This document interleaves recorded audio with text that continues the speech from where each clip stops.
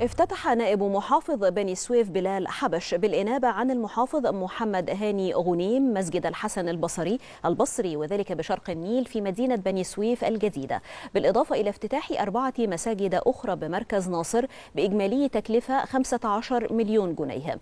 تم تنفيذ المساجد بالجهود الذاتية تحت إشراف وزارة الأوقاف ليرتفع عدد المساجد التي تم افتتاحها منذ سبتمبر الماضي وحتى الآن إلى 23 مسجدا بجميع أنحاء المحافظة. يأتي ذلك في إطار حرص الدولة بوجود دور للعبادة لكل الأديان على أرض مصر.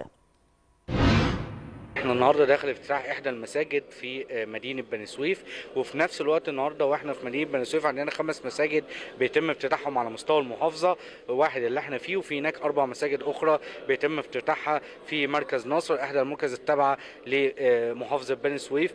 كل المساجد دي بيتم تحت اداره واشراف وزاره الاوقاف، طبعا بناء على قياده السيد الوزير المحترم الدكتور محمد مختار جمعه وزير الاوقاف.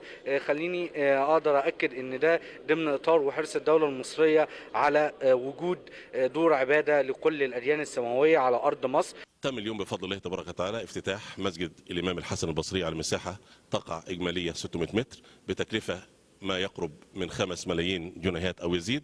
كذلك تم اليوم افتتاح 4 مساجد بمركز ناصر ببني سويف على مساحه اجماليه 1400 متر بتكلفه تربو أو تزيد على 10 ملايين من الجنيهات، وذلك في إطار جهود وزارة الأوقاف تحت ريادة وقيادة معالي أستاذنا الدكتور محمد مختار جمعة.